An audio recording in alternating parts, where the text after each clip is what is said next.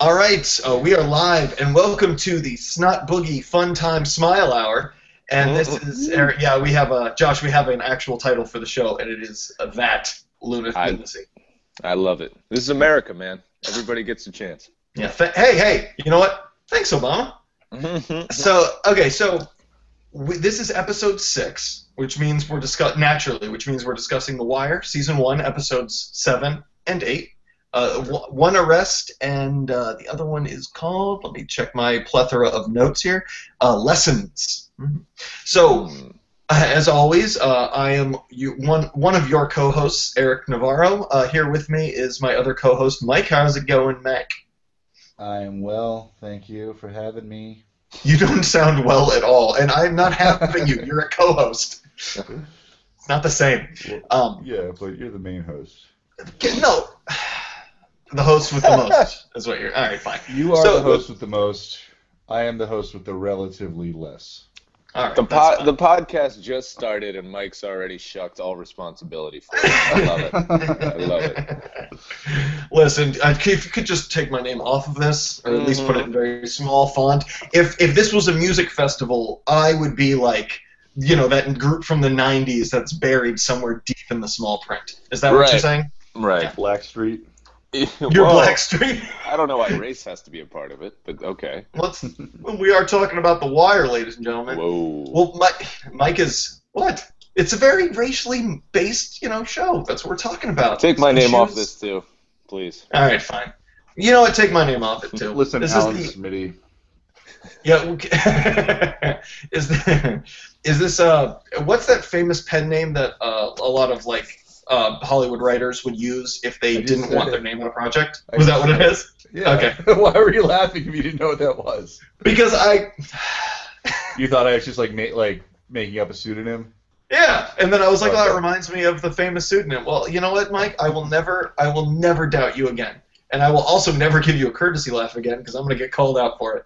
So we are here with professional comedian, and also, based on all the oohing that he's doing, background guy in a battle rap, Josh Kuderna. Put it up! Put it up! Oh, shit!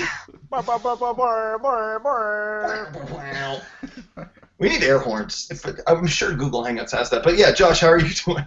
I'm well, man. Thanks for having me on. Anytime I can podcast from my living room, I'm in a good mood. That's actually, dude, that's what I was told. I did a podcast recently. Well, if you're listening to this, it's probably a month after we recorded it. But I did a podcast with a dude who has a lot of famous friends, so to speak, or just put it bluntly, a lot of famous friends.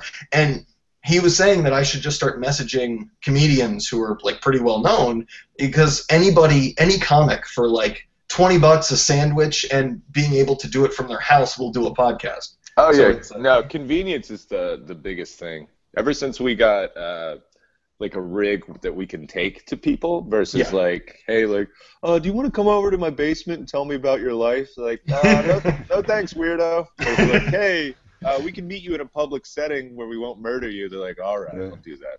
Do you use the word murder in the description when you're inviting guests?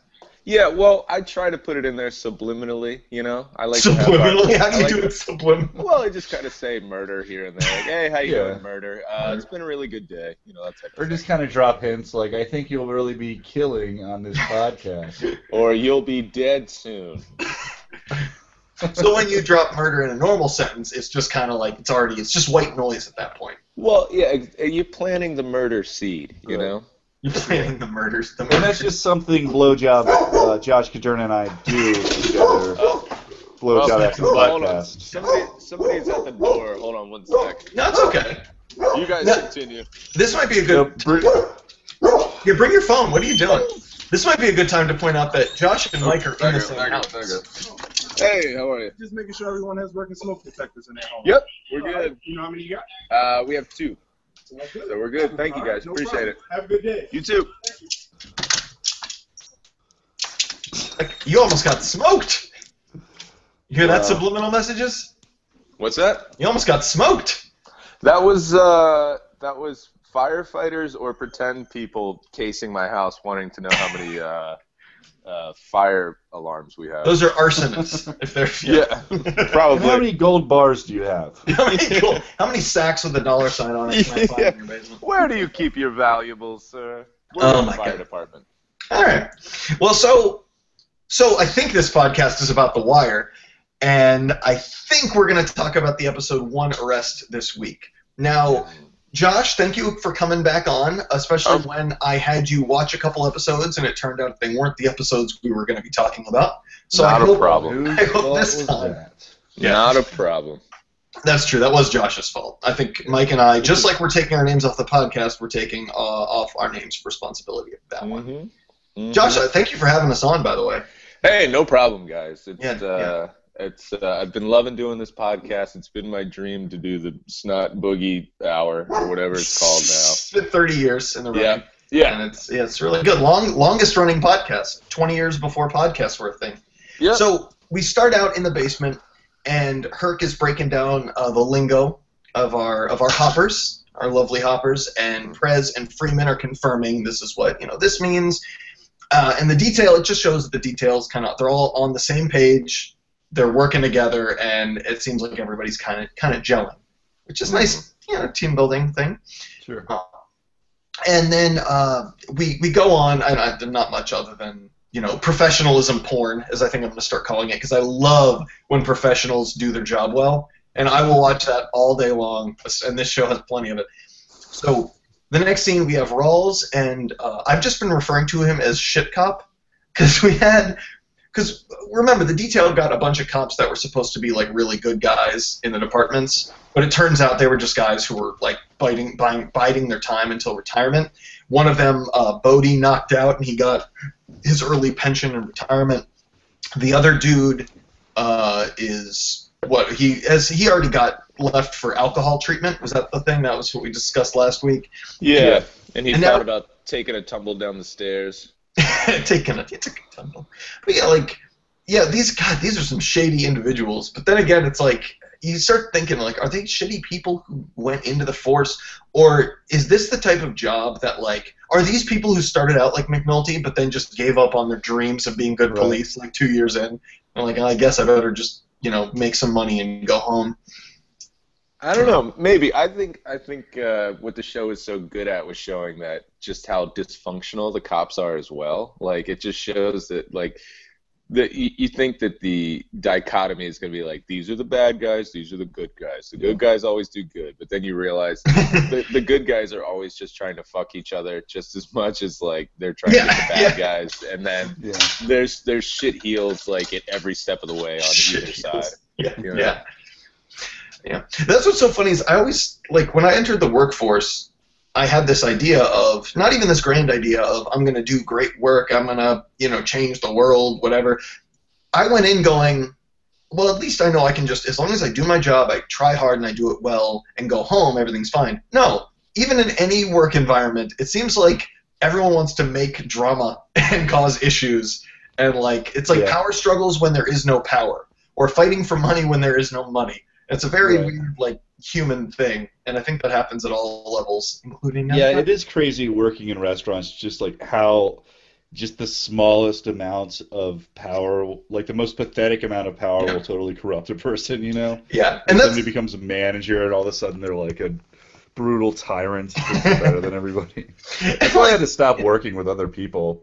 Dude, that's what I think it is, because I'm always, like, jumping from, not profession to profession, but, like, type of job to type of job, and the ones that I always end up loving are the ones where it's like I can just be left alone to do my job. Me too. Like, absolutely, yeah.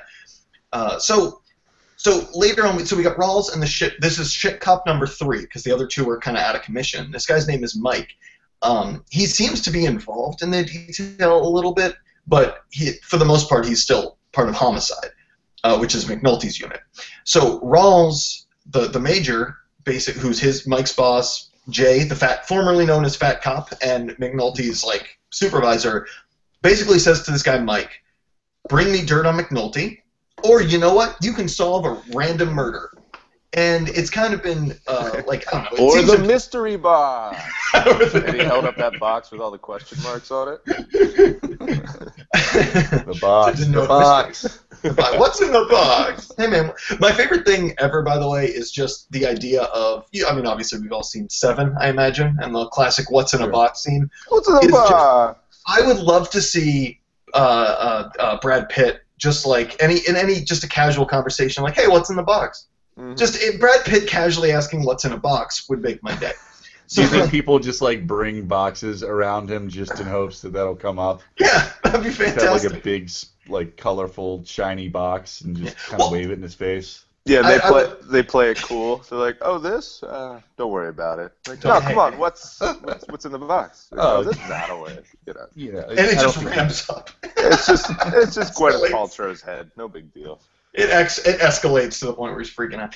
No, it's what you ordered. It's from Amazon. But like well, that's kind of what I would love to have, that just for the audio clip, so I could go into that scene from Seven and just insert my own audio over top of it. And I feel like I'd enjoy that scene a lot. Hey, what's in the box? No, seriously, what's in the box? Somebody did a really good Vine of it started with Brad Pitt doing like, "What's in the box? What's in the fucking box?" And then it cuts to this guy and he's like, "It's just Frosted Flakes, nigga. Damn." This is an audio podcast, and Josh is 100% Native American, so he can quote that with impunity. Yeah. I'm full of savage blood. Jesus. Wow, I'm glad your name is the only one that's going to be on this. No, so like the other thing that I really want to do, and hopefully I'll do this before this podcast airs, I'm going to take do you guys watch the finale of Friends by any chance? I know that Get the fuck out of here. I probably did when it was on, but I don't remember it at all. Well, there's a whole scene where Ross is trying to get Rachel in the airport because, it's a very unique show and very full of original ideas. So he's chasing after her at the airport, and he gives this speech about how he loves her. And then she just kind of like walks away and goes and boards the plane, and he turns back to Phoebe with this like defeated look on his face. And I really want to take that footage and take the audio from Fresh Prince of Bel-Air and just have it go, "Why don't he want me, man?" And then put that on. I feel like that would be fantastic. All right, anyway, so The Wire. Rawls is talking to the shit cop, basically kind of reveals, hey, you know how you suck at being a cop and you're a terrible investigative police officer? Well, I know that you are not going to be able to solve like a cold murder because you're terrible at your job, so you can either solve this or bring me dirt on McNulty, and that's how you can keep your job. And so that's something that happened. Very ominous. Yeah, well, that's kind of like what I was talking about too. You get to see just how much the cops just fuck each other as well. Yeah. Like, if you just let him do his goddamn job, it would be so much better. Right. Or at this, yeah. Mm-hmm. Well, I'm just saying it's just Rawls' ego too, and like he's just more focused on the short term versus actually trying to systemically change what's going on. Oh, absolutely. And that's the other thing is, if you think about these like poisoned systems, the people who are at the top are obviously not the best people because they're the best of this shit system, right. And so they're really good at that shit system. And that's why it's just like, it's the same thing. That's why everyone hates like politicians, because they're like the only people who can perform at the level it takes to be like a really high up in politics. You know how horrible of a person, or at least how much you have to just let slide in order to get to that point. Oh yeah, how much shit you have to accept and then be like, no, that's fine. Oh, I'm losing a piece of my soul here. That's cool. Yeah, no problem. So he's using that as leverage, and the cop is kind of like, I guess I'll see if I'm going to get dirt on McNulty maybe, or whatever. Mm-hmm. So we're in the basement. Freeman has given them the plan. And I'm simplifying this for the sake of time, also because I kind of was drinking while I rewatched this episode to figure out the exact plan, and might not have gotten all the details. He's basically like, we're going to pick up, we know that Stinkum, is it Stickum or Stinkum? Stinkum, right? I think it's Stinkum. The N is silent. But yeah, it's a very... I think it's Stinkum. His brother made Steakums? Pretty yes. sure that's how that works? Yes. Yeah, that's exactly how that works. Well, so the plan is we really want to get him because we think we can get him on a murder. We think we can get him to flip, whatever it is. We want to get Stinkum. And so the way we're going to do that is we know how they operate. We spied on them. We watched them. We've seen them do. There's a drug runner who has the drugs, and then the enforcer, which they Stinkum is one, who is going to be in the car with him. But the higher ups, like Stinkum, are not going to have the drugs on them because these are smart criminals. They know how to. They know not to give their main guys like the shit that's going to get them in trouble. Right. So it's going to be him and a younger runner. So their plan is, okay, so we're going to go pull them over when we know they have the stash, and we're going to arrest the runner. Even though we could arrest both of them, we're going to leave Stinkum there, but we're going to keep the probable cause so that at any time we want, we can go arrest Stinkum, and we want to arrest him when we know he has something on him that we can charge him with. Right. And in this case, if I'm correct, it was yeah. So they're going to wait to arrest until that. So the next scene, we've got McNulty and Rhonda, lady lawyer, the other woman, with the judge, and pointing out how Avon owns a lot of property and a lot of businesses, which I think is, as we're noticing that the cops, they're kind of building up their case, and it's a lot bigger than just a couple of rip and runs and arresting a couple drug dealers. It's a much bigger case that they're building. We're also now kind of seeing that Avon's crew, they have a bigger plan too. We don't know exactly what it is, but they've been using all this drug money to buy up all of these properties and businesses that have gone out of business or been foreclosed on, including a funeral home. Which smart. Yeah, very smart. Yeah. It's Right. like, I'm not only the, No, go on. It would be a conflict of interest, though, Yeah, I'm not only the CEO. I'm our biggest client. Yeah, people die every day. Yeah, in Baltimore, they actually do get murdered once every day. Yeah, man, we just had our biggest murder month ever. We're number one. We're number one. Suck it, Detroit. It's actually what this trophy is. I had it made special from. So I'm coming for you, Columbia. Yeah. Oh, Jesus, please don't. I'm in Elkridge. Actually, come for Columbia. I got out. I got out of the game. I got out of the. No, I mean we're competing with Columbia, South America. Yeah. Our city is competing with an entire country?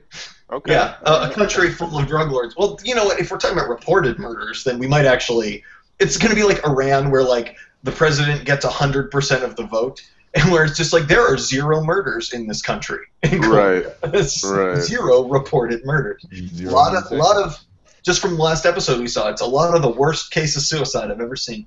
But like, no, it's like in Disney World how they won't report a death until they're off the premise. Jesus. So they can say that no one's ever died at Disney World. A lot of people at the gates, though. It's a weird thing that's going on over there.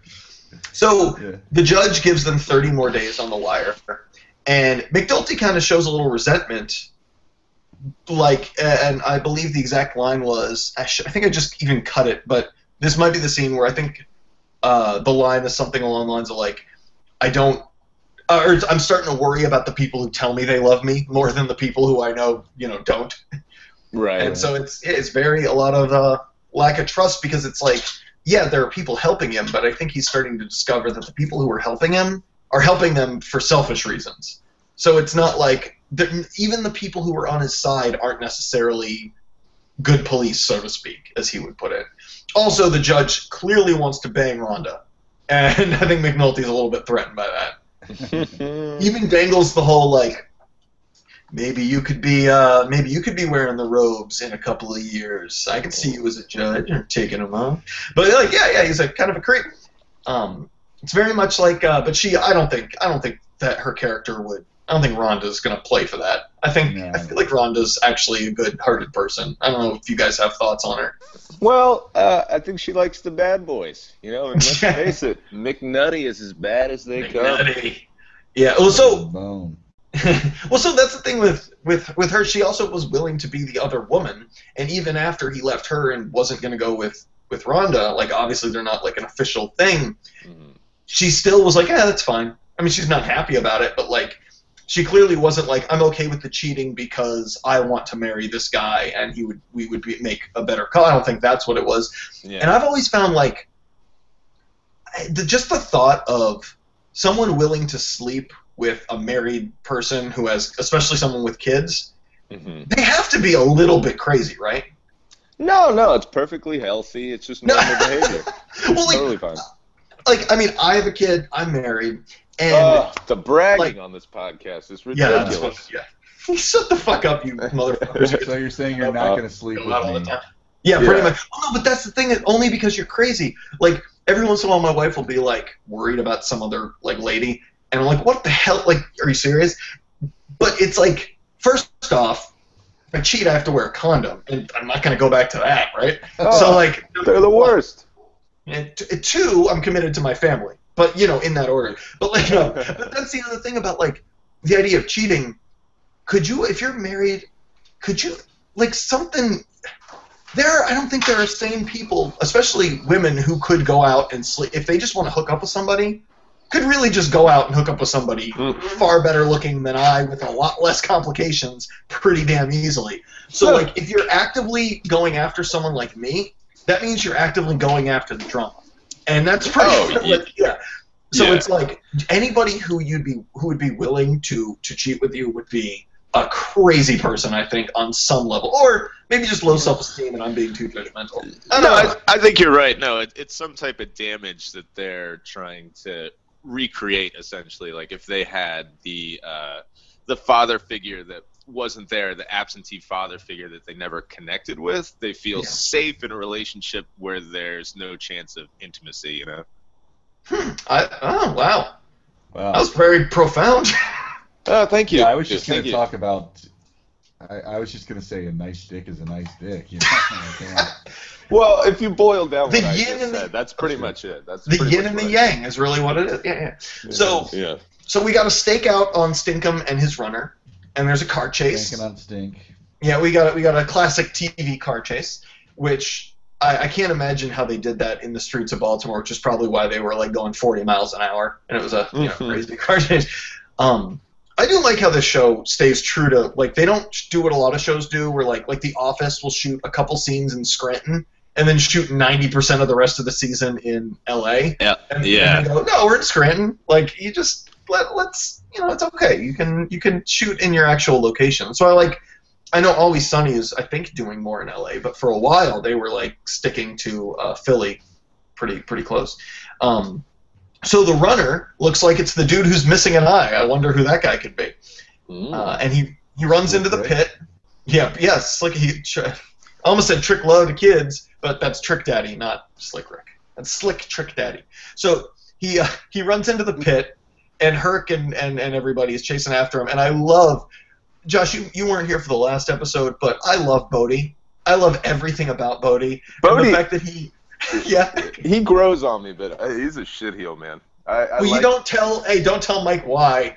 People are about to turn on Bodie pretty quick. I know. He grows on me over the series, but initially I hated that guy. Really? I love everything about him. He reminds me of so many of my friends in high school. Ugh, awful. So I like he just sup officer and just walks in the way and gets knocked out. Love Bodie. And then Mike, so episode 1, Mike, you pointed out how, like, every once in a while there are these, like, douchey classic cop/sitcom moments, and there's one right here after they chase him down. It's the 4 cops, like, they've arrested him, and they're breathing heavily, and one guy goes, "Anyone got a smoke?" Yeah, and they all just like burst out laughing. Produced by David Simon. And it's which kind of before we started the podcast, we were talking about the idea of how, like, basically every time Omar goes on screen, everyone claps like it's Kramer. And it's just these classic sitcom moments that the show turns into. Omar coming.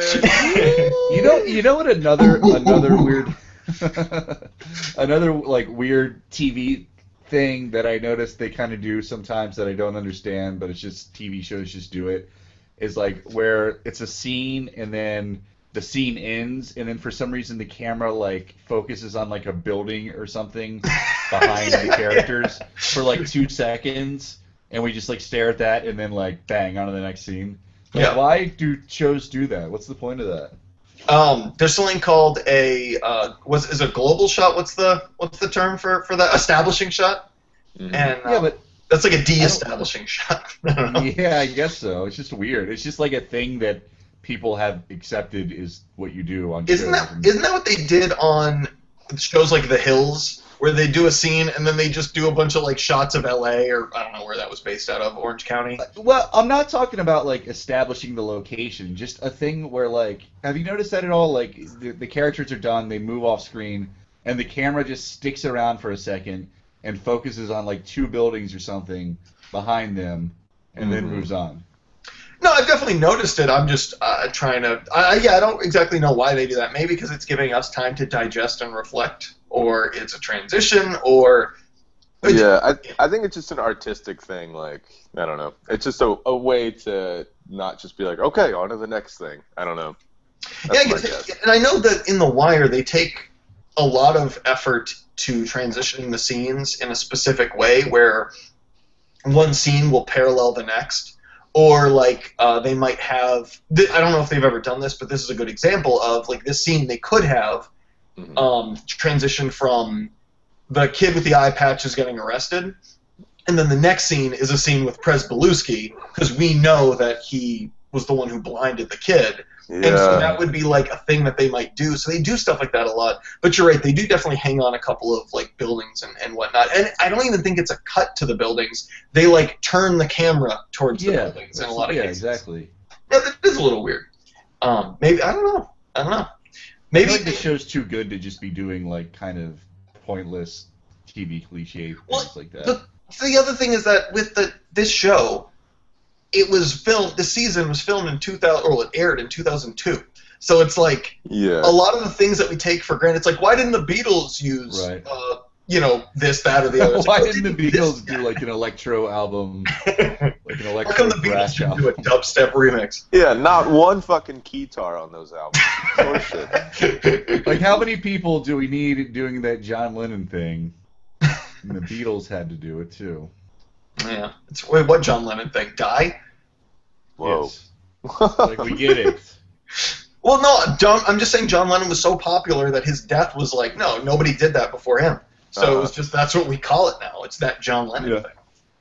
All right, now that we've alienated all of our audiences, the judge is worried about McNulty's trust, and McNulty also doesn't trust him. I guess this is where that line is. At this point, I'm more worried about the people who claim to love me.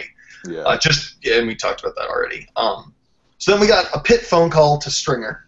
The Wire's on it, and the cops chase to get a photo. And they get there in time, but of course, Stringer knows what he's doing, and the guy instantly starts going like, String, they picked up so-and-so, and he just says, why the fuck are you telling me that? Which is perfect, because it conveys the message, does not incriminate Stringer, because if he ever goes to court and they bring that up, he goes, I was saying that because I didn't understand what he was talking about. It didn't make any sense to me. Right. Stringer's a smart cookie. I fucking love him. And that's the thing with Stringer's, and obviously, I mean, we see later in these two episodes that Stringer thinks on his feet very quickly, but at the same time, a lot of Stringer's thought process, I think, is premeditated. I guarantee you that Stringer thought to himself years before, oh yeah, if someone calls me up and starts talking on the phone about stuff they're not supposed to be talking about, all I have to do is say this phrase. It's like he seems like a guy who plans and plans and plans, and he is always many, many steps ahead of what he's doing. Like it's not a thought of I'm thinking on my feet. It's a thought of I already knew what to do before I even had to do it. Yeah, and there's not as much ego involved with his decisions either. Yeah. Which we will later see comes to the detriment of some characters. Yeah. Are you trying? I don't like you. You guys can tease me with the future of these shows. Yeah. I mean, it sucks that Mike doesn't even know that Avon's a ghost. Right. You know what I mean? It's kind of a bummer. Wait till they go to space in season 3. Oh, dude, the moon colony. They set up so many drugs. Got some.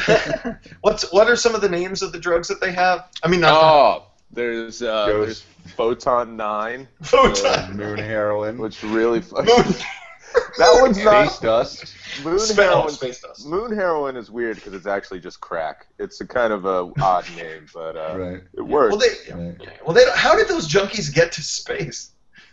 A junkie will find his drugs. Well, yeah. Bubs' scam. He's got like a broken down rocket ship from Mexico. He like becomes like a master physicist. He's using like wormholes and stuff. That's fun. People be like, "Look, man, I just need $5 to get on the bus." It's like, hey, man, look, I'm just trying to get some rocket fuel to get to the moon. All right. Try to check out some rocket fuel to get some rocks. You know what I'm saying? What I mean? Rocket for rocket. Look, I just need some particles for my super collider.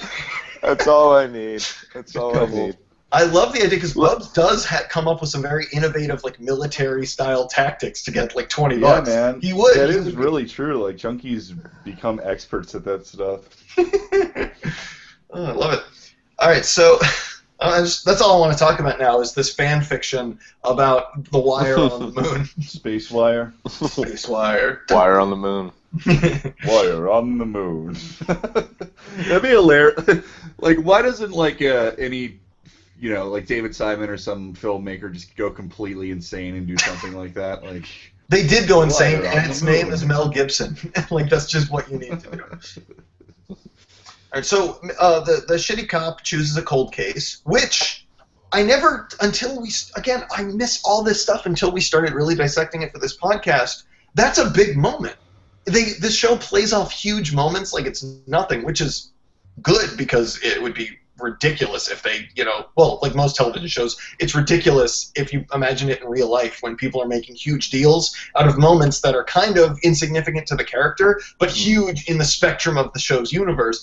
So, like, the guy choosing a cold case is him going, I'm not going to snitch on McNulty. I'm not going to be a dirty cop. I'm going to choose the hard road at the expense of my own, potential in my own career, which is hats off to him. It shows that he's like a good person in a lot of ways.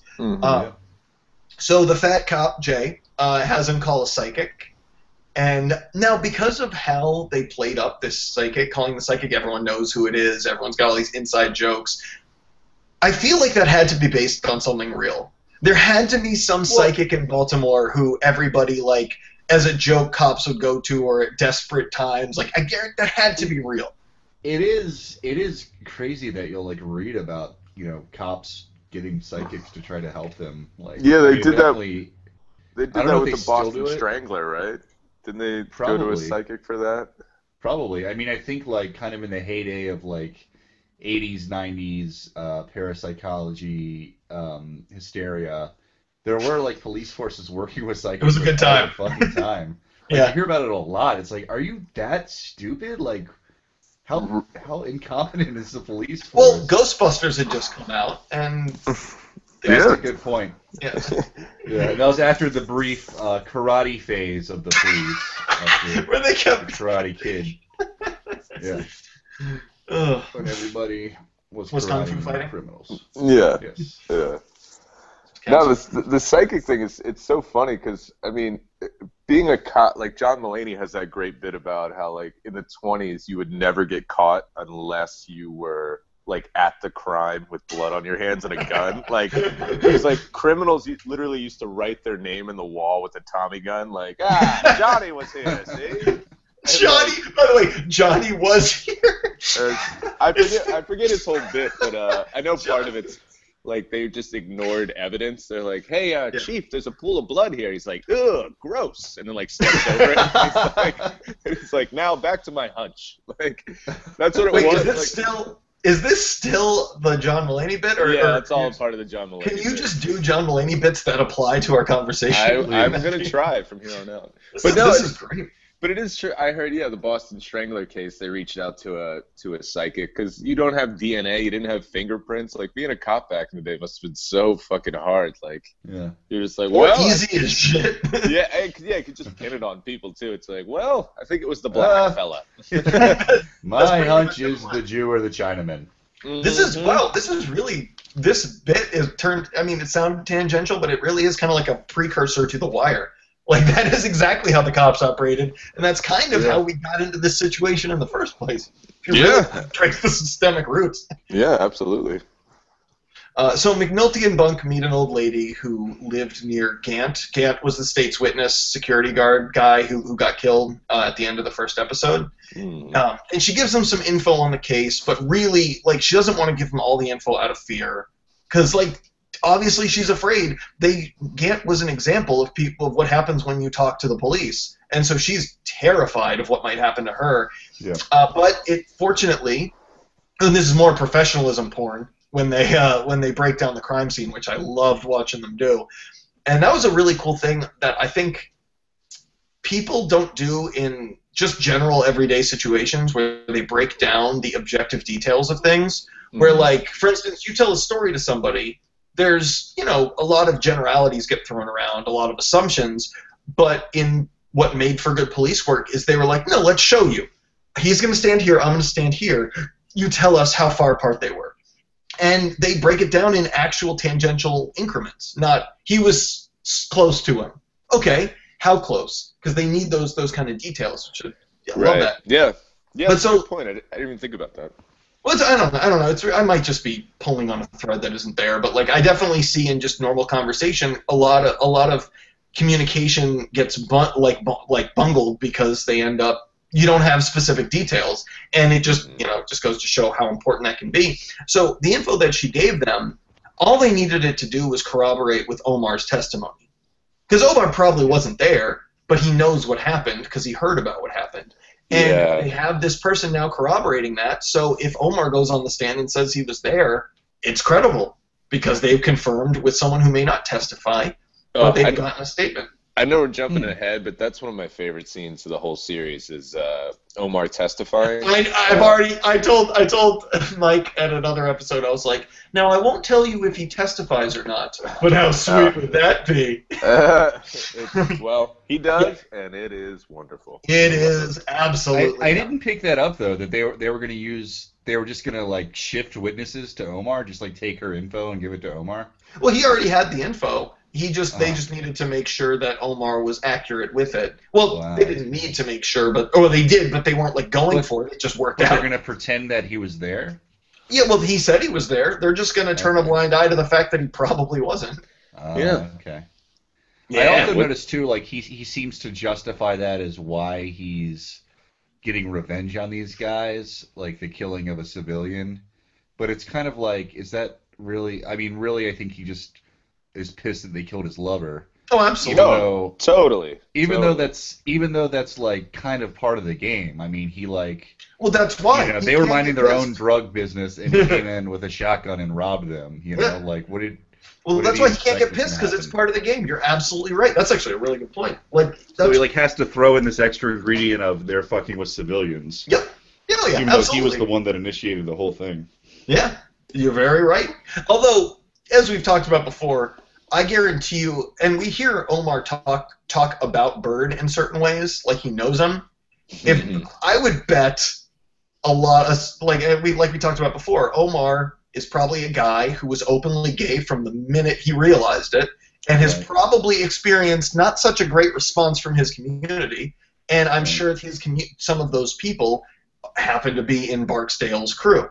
And so I wouldn't be surprised if these things go way deeper and way further back. We've already seen how small of a community it is. Everybody seems to know everybody else and what's going on. It's a very isolated community. It is ridiculous how much they throw out the word fag. Like in 2015, where we're so PC, and they're just like, man, fuck that faggot, thieving faggot. Like, just it's. You mean in the show that was made in 2002? Yeah. Based on events from 1988. Yeah. Like it's just like I'm watching this the show Narcos on Netflix, and it's all about Pablo Escobar, and every other like word is fag or gay. Like it's the worst thing you can do. Like it really cracked me up when he's like, "What we're gonna do is we're gonna do whatever the fuck we want and fuck this faggot president." And, like, calling the president a faggot was so funny to me for some reason. Well, that's like so ridiculous. It's like I don't know about you guys, but like in high school, for me, that was like the absolute lowest possible thing.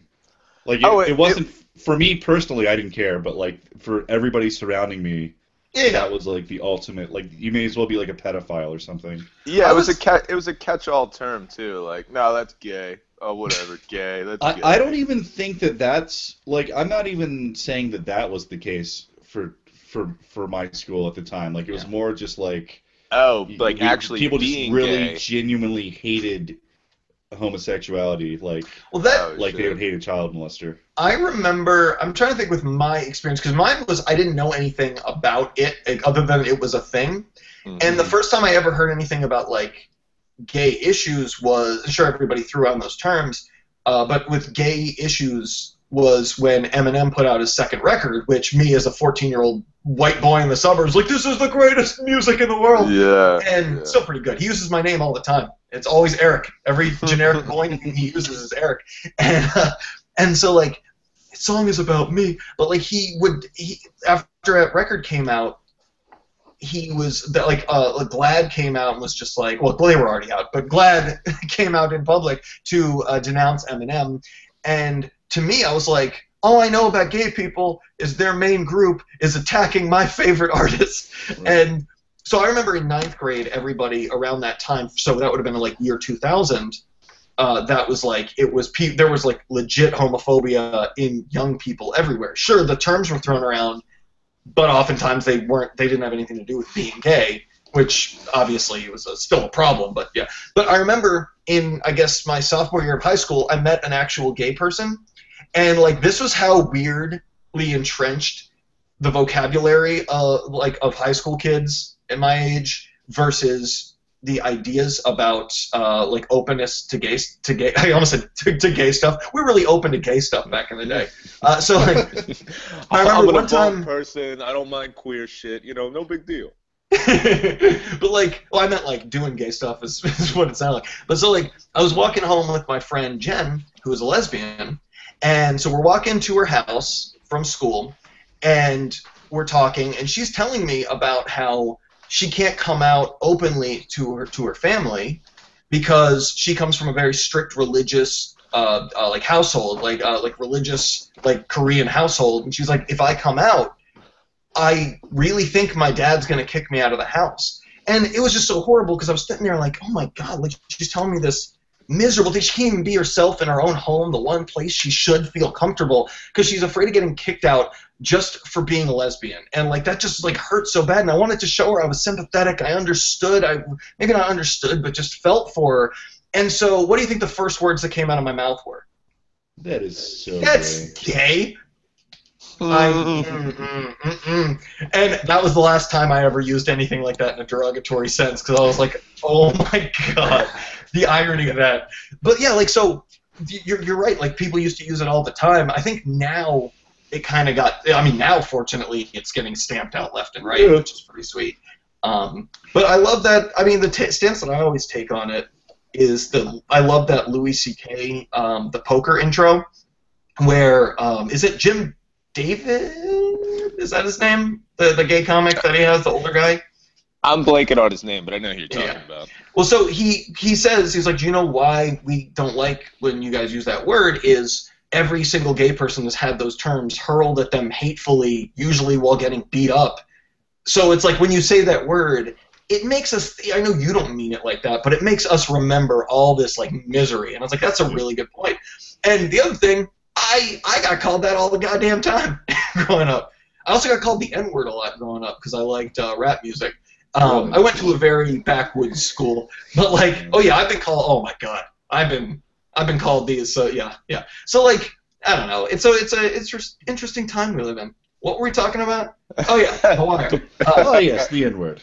So yeah, this is to bring it all back when, and I might have mentioned it on one of the earlier episodes. In the special features of one of the DVDs, the guy who Avon was based on mentions, he's talking about like the accuracy of the wire, and he was like, yeah man, this was accurate. It was like sometime Avon was a badass, this other thing was accurate, another time Avon was badass. He goes, but no gay dude scared me.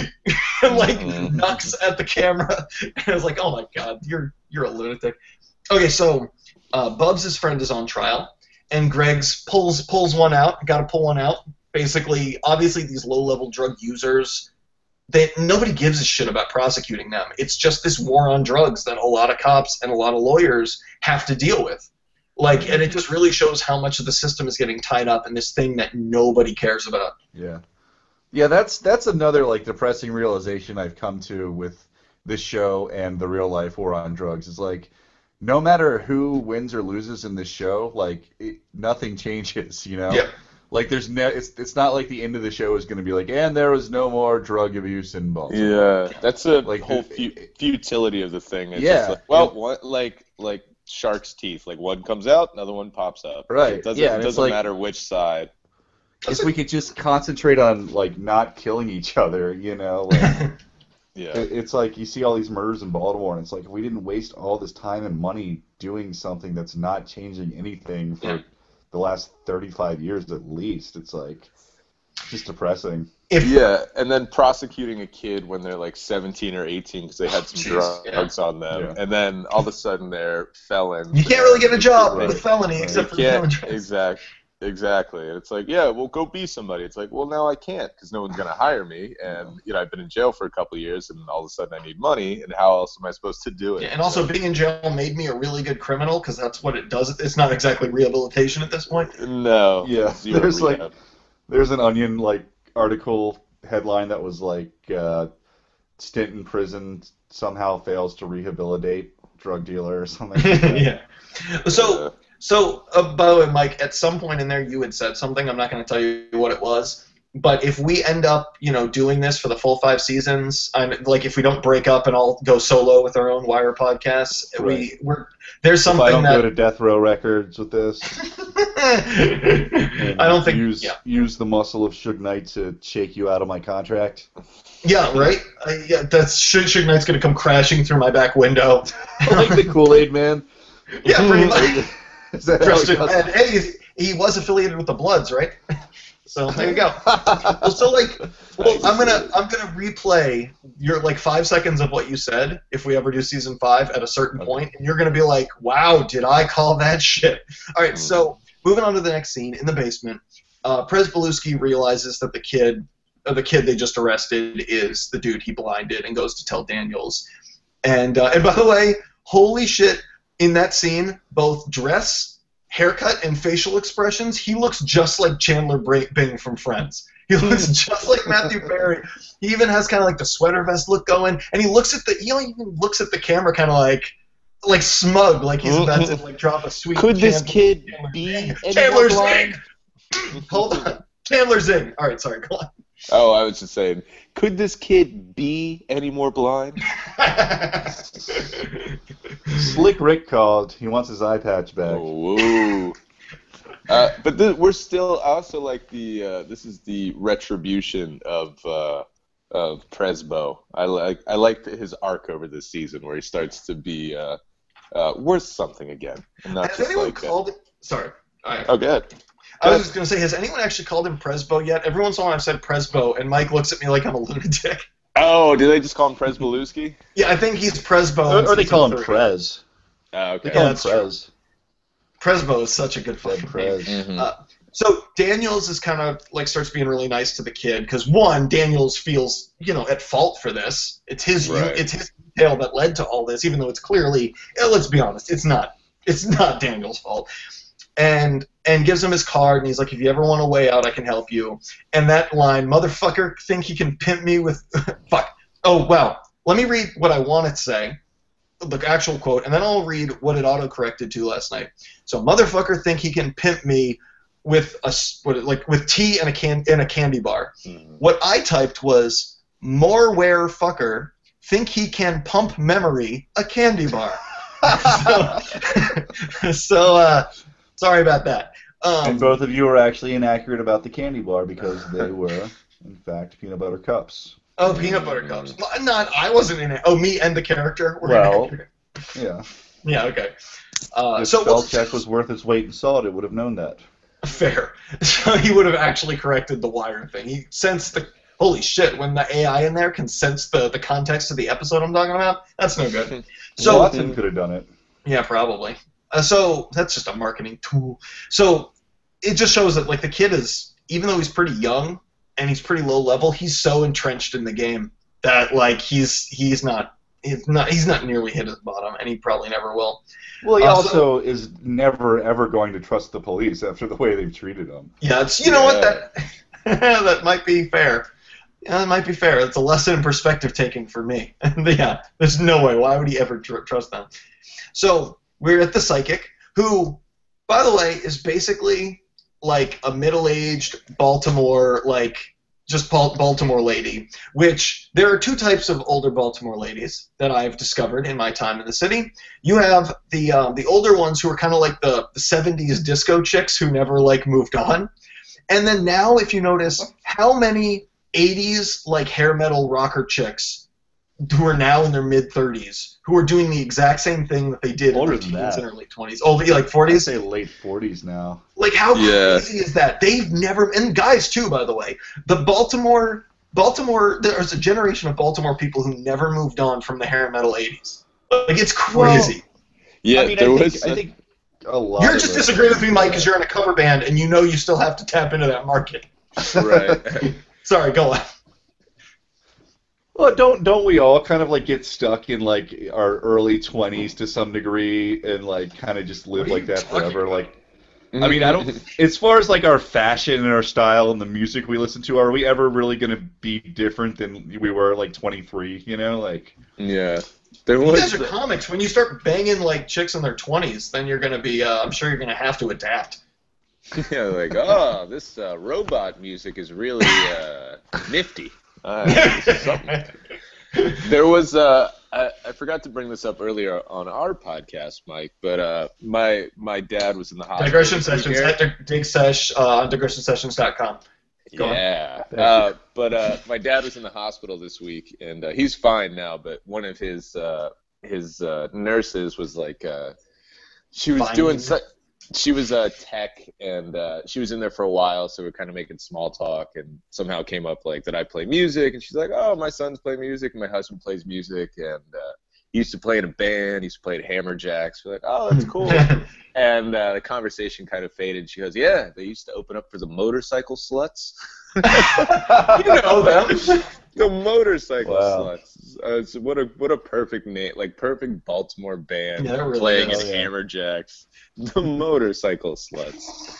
Dude, I So can't. anyway. Yeah. I'm sorry, I was about to reference something from way too many episodes into the future, so we'll come back to motorcycle sluts in season 2. So we're at the psychic, and she tells the shitty cop to put some shit under his shit. I wasn't paying as much attention to that scene. So she basically gives him a thing, like, here's the patron saint of, jerking off on and tooth fairies, I don't know, and he put it under your pillow, and the murder will be solved. And he, it's like, sounds great. So we go to the bar. Bunk says his wife's out of town and is kind of like, something about, what was it? Something about like a good pussy makes a man chase or something. I don't know what it was.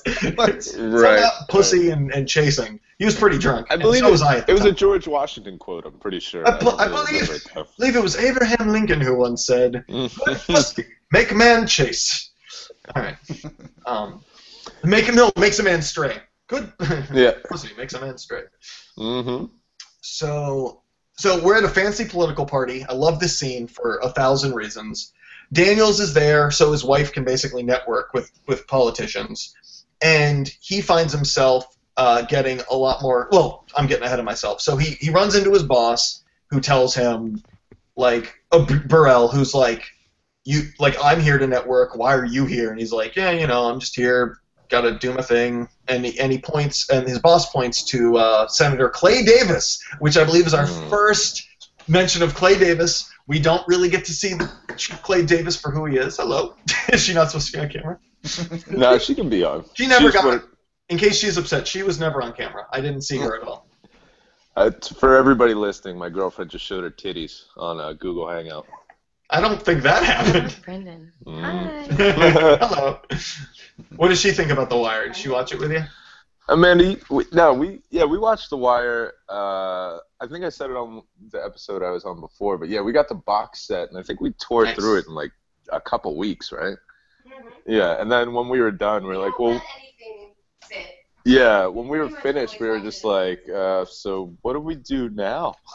She just want to break up? Call this thing peaked. We've peaked. I think this is it, yeah. Nowhere to go but down from here.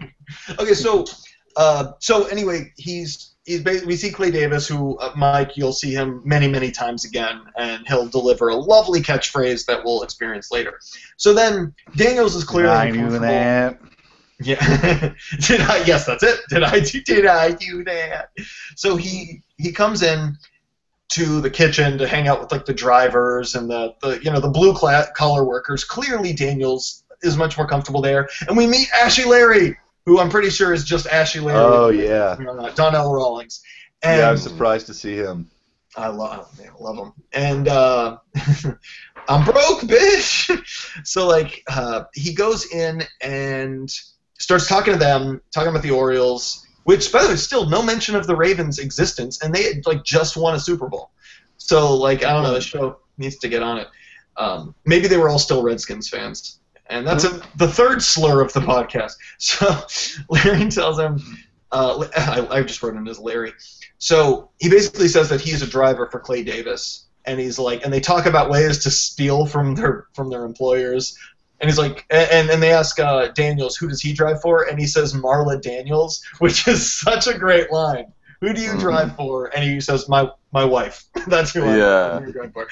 And so it kind of gives him a little. It shows, hey, he may be he's pretty whipped, but he also feels some resentment, like even if it's underneath a joke. Like, it's not, yeah, he just kind of feels like he's her caddy. And then he mentions that he's a cop, and Ashy Larry's kind of like, shit. And nothing comes of it. But so then Bubs and the white boy go to an NA meeting, and Bubs has, they're just trying to, like, go in, get their stuff signed and go, but they have to stay for the whole time. And Bubs seems genuinely interested. At first he was interested in making a clean money, even if he wasn't trying to get sober. But he's like, no, let's see the show. And Bub seems possibly inspired. He takes a chip. What do you guys think of that? Do you think he actually wants to... I mean, we see him not too much later shooting up, I'm pretty sure. But do you think on some level he wants to get clean? Or is this all just like, I don't know, just a show? Yeah, I thought that was a little too heavy-handed. Like, it's kind of like, okay, that's the mentality of an addict. 1 minute they're determined to get clean, and then the next scene he's shooting up. I thought like they could have given him at least like one little scene, kind of explain, like showing him transitioning from like I'm gonna get clean to I'm gonna get fucked up.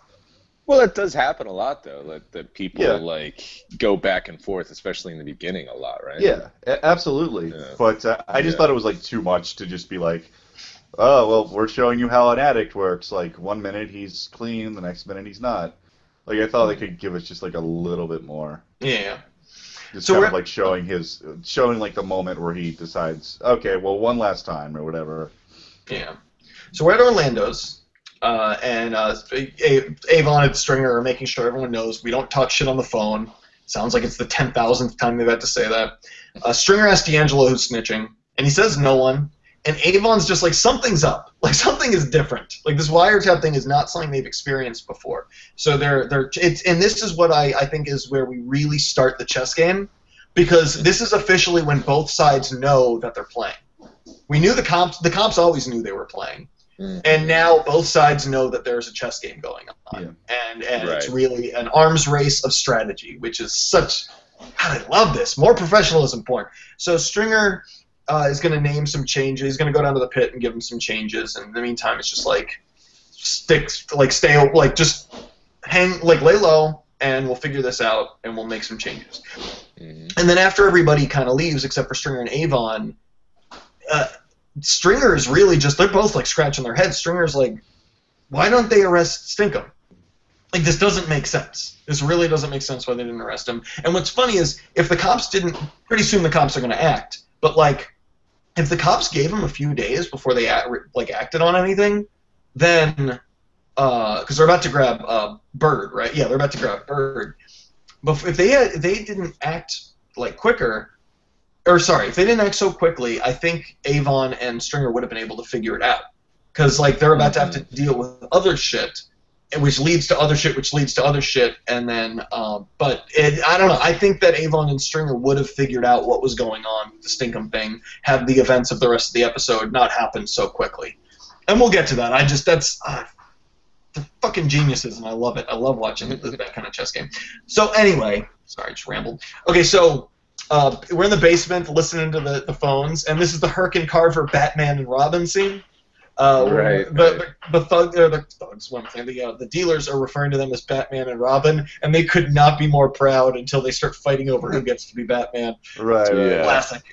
They're so proud. I love it, and it's cool because they're actually getting positive reinforcement from good police work that they're miserable. That at first were miserable doing, because that's not what they got into the business to be doing. They wanted to crack some skulls. And now they're getting pride that they used to get from cracking skulls from doing good police work and actually making an impact. And even though it's still ego based and kind of selfish, Right. they're still it's still giving them rewards for the good work that they're doing. So we got Bubs and them shoot up, and Omar gets the cops some info, minor scenes, just setting stuff up. And in the pit, they're asking where Wallace is. And he's snorting heroin. He's a little more fucked up than we thought. I guess his talk with D'Angelo last episode didn't do as much as we thought it was going to do. I don't know. Any thoughts on that? We're kind of poor Wallace. Poor Wallace. I feel so bad for that kid. Yeah. And so Freeman and them, I write that a lot. Freeman and them arrest Bird and find the gun. I love Freeman. This is one of his first times back on the streets after God knows how long of being cooped up in that office. He's playing a drunk, breaks a bottle over a dude's head, and they arrest Bird. And just like Omar said, they found the gun because Bird's too stupid to throw a gun like that off. So we're in the pit. Stringer tells them to rip out the payphone. Stringer goes in there and asks them all these questions, and then starts looking around and realizes it's probably the payphones, and tells them to walk a few blocks to use payphones. And I believe the phrase is "rip them shits out," and I think that's a phrase. Anytime someone says "shits" as a plural noun, I love it.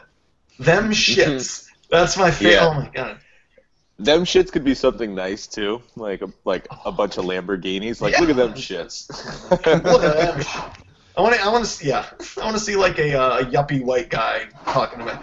Oh, look at them shits. Them shits. Yeah, they're nice shits. Have you had the new rye IPA? It's very good. As far as craft beers go, them shits is very good. Did you see my wife's new Sperry's? Them Capital shits. shits. Top notch. Capital shits. I do say. I do declare. Them shits. Tip top shits. Okay, so the The interrogation. firemen on 9/11, those shits are heroes. Right. It is September 12th, so we can make those jokes. It's been Never forget. It's been Never forget. Yeah. It's been Forget long what? enough. Okay, so interrogation. Bird just goes and tells them to fuck right off, and eventually, I know some things happen in between this, but it ends in the cops. Daniel's ripping up the before photo and beating the living shit out of him, and so that happens. Did anybody feel sorry for Bird? It's really hard. This is one of those cases with the enforcers where it's like. There almost is less. There's a lot less of a gray area on the enforcers, where you're like, you're kind of just a murderer, right? At this point, Nobody cares for Bird. There's no ambiguities or gray area. Like, well, he's trying. And it also seems like Omar really hates this guy, and so at this point, we've thrown our full weight behind Omar. Like we're giving him plenty. So Omar and Bunk are talking while this is going on. And it turns out Bunk went to high school with Omar, and Omar was the one who realized it. And he said, it was like, he tells Bunk, you were the first brother I ever saw play that game with the stick. He's like, oh, yeah. So he tells them the details of the murder, basically for a different murder. And is that the murder, because I mix up the names a lot, is that the murder of, whose murder was that? That he basically gives up. He's like, Bird killed this person. Here's all the details you need to convict him. I want to say not the witness. I'm blanking on. I'm such a dumb idiot. I can't believe I forgot it. But I believe, and I could be wrong. I believe that it's the murder of, and I already spoiled this for you, Mike. So I believe it's the murder of Avon's former girlfriend that we all thought D'Angelo did. I could be completely wrong, but that's what I thought it was. Okay. I think you're right. Yeah. Okay. They're the beauty of the show is the subtleties, but it's so subtle that you have to really be careful. So So he gives them a detail on the murder. So then the shitty cop is basically going to get to solve a murder, even though it's not the murder that Anyway, Yeah. so then when the guy comes in, the shitty cop, Mike, I think it was his name, and Jay, fat cop, gives him the thing. He's like, "Here's your murder. It's solved." And Jay goes, "Wow, I can't believe that the gypsy thing worked. But it's so weird. It wasn't for the murder that I was looking to solve." And Jay, showing that he's a good guy too, like once again, because he was such a piece of shit for a while. Now he's been a really good guy, telling McNulty about Rawls's plan to screw him over. And now this, where he's like, "Fuck the gypsy shit. These are the guys who saved your ass." And then it pans over and everybody's at work, hard at work, and Right. it's a really cool moment. And that's when the shitty cop. McNulty, I have to tell you about how Rawls is trying to get me to dig up dirt on you. This detail and homicide itself is really coming together behind this case, which is really cool. So McNulty visits a weird parallel that I might be the only person on the planet that noticed, and maybe doesn't even exist at all, is like kind of with the NA meeting, like they kind of like think that God's gonna save them or whatever if they just ask. But really, it takes like humans, it takes like humans helping each other, and it takes like a will. Yeah. And it's like, God, like it was kind of like the gypsy shit. Like God didn't just come down and help Bubbles because he doesn't really want to be sober. Yeah. Right. Yeah. That's That's a good parallel. That's a keen observation, Michael. Well, good, keen, very keen. So keen shits, just Yeah, keen them shits. shits. You're bringing us. Thank you. Them shits is keen. So McNulty visits Rhonda and is scared for his job. And for the first time, something in his life comes before drinking and fucking. Which is amazing. Imagine. Yeah, exactly. So a couple of more keen observations. I just want to bring up, and then what I think we'll do, because of how long this went. Are you guys good to keep going for the next episode? Unfortunately, I got to tap out when we're done this Yeah, episode. I think. Yeah, I really need to like get some stuff done before tonight too. Is it cool if we break it up? No, it's not cool. Yeah, absolutely. No, it's perfectly fine. I was actually gonna say, yeah, if we were gonna keep going, we should take a break. But yeah, no, we're good. Yeah. This will be fine. So just to wrap this up, so a couple of observations. One, I thought the street codes, and by codes I don't mean like the codes, like the code words and the lingo and how you have to say everything exactly right in order to communicate certain things. They ran parallel to the codes in the bureaucracy of the police department, because everyone in the police department has to basically speak in code to each other to avoid messing with any of the politics involved, to make sure you're communicating the right message in the way that's not going to fuck you or get you in trouble. And it's amazing how the two operate on such a similar basis. It's just one is regulated and the other is not. Yeah, that's just one of like the brilliant things about the show too. Like it is constantly the comparison between the two when you realize, oh, they're not so dissimilar. Yeah. It's done so well. There's one another thing that I got from a really cool blog that I read where they were referring to the title The Arrest. And I didn't actually read the blog entry because I fell asleep, but it made me think about how, like, oh yeah, why is it called The Arrest? Right. And I imagine that arrest.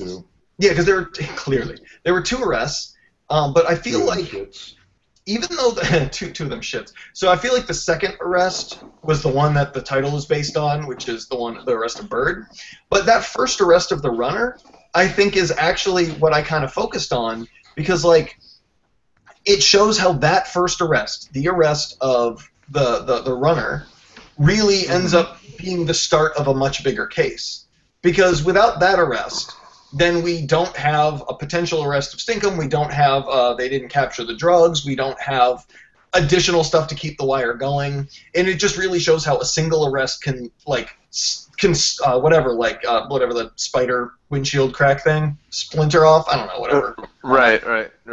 Can spider web out to a lot of other things. And I thought that was really cool. In a way that's unlike how Herc and Carver and also Rawls in different scenes talked about, we'll arrest this guy, it'll flip on this guy, career case. Because that's not the case. But if you do it the right way, it actually can work.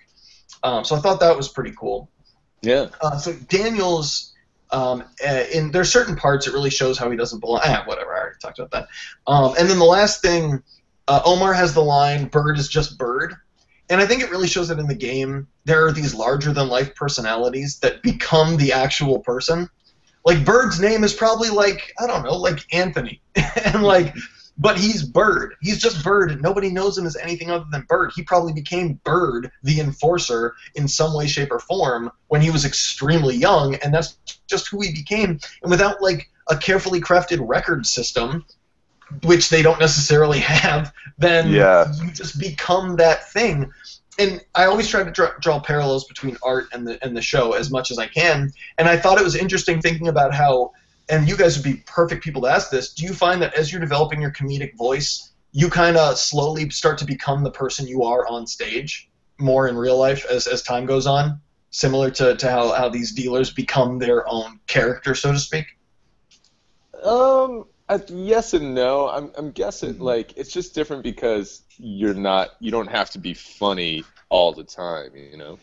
Like you don't have to always be performing versus Bird, who is constantly a gangster in like every capacity of his life. Gangster. That's what your special should be called, constant comedian. But he doesn't have to be though. Like he doesn't have to be 24/7. He just kind of chooses to be. Like it probably would have been to his benefit to not be gangster in the interrogation, you know. When keeping it real goes wrong. Well, yeah, but also too, if he flips in there and gives any information, they're gonna kill him on the outside. So it's but he didn't have to say "go eat a cunt dyke bitch." I feel like that didn't help his case at all. Well, we all right. Well, what I was gonna say, what else is he supposed to say? I'm drawing a blank. I think he. Excuse me, madam. Could I possibly get a cup of water? Go digest a vagina, lesbian. That's ingest a vagina. All right, that's the title of this episode: Ingest a Vagina, Lesbian. All right, well, this shits was fun. I hope you guys had a good time too. Could you guys give your plugs? Michael, Josh. All right, Eric. Listen to the Digression Sessions podcast, available on iTunes, Stitcher, digressionsessions.com, thundergrunt.com, and like our Facebook page. Get into it. Say hello. We're on Twitter and all that stuff too. Instagram, social media. What's your Twitter handle, Josh? Your personal It is Twitter handle? at Josh Kuderna. Also on Instagram if you'd like to see funny pictures. Yeah. Da-da-da-da. And I am at Mike Moran Wood, WOULD. And just be nice to me. Just in general. be nice. You don't have to. You don't have to do that. Don't go to that extreme. So you can find. My plug. Yeah, that's fair. All right, fine. That's fair. We've already dissolved any responsibility of this show, so it's fine. So you can find me at Eric Tries on Twitter. I don't do that Instagram shit. But you can also find me on Facebook. If you just find me, I'll friend you, and that's where all my other stuff gets posted. You can find more of this podcast and other podcasts on erictries2hard.com. By the time you're watching this, we will have 5 shows, one for every day of the week that I care about, which is Sunday through Thursday. And, so go to erictries2hard.com for many, many other podcast needs. This was fun. I liked episode 7. Now I have to go rewrite the title because we always seem to just get into this, especially when Josh is on. So if you ever want to come back, Josh, I think we have your information. Mike might. Yeah. We can get reach out to my people. Manager. Yeah. I might be on the moon next weekend, but we can try to work it out. Get those moon rocks. All right. Well, thank you very much. This was the Snotboogie Smile Time Fun Hour, Funtime Smile Hour, and we'll catch you later. See you guys. Cool. Thanks. Bye. Bye. Thank you. All right.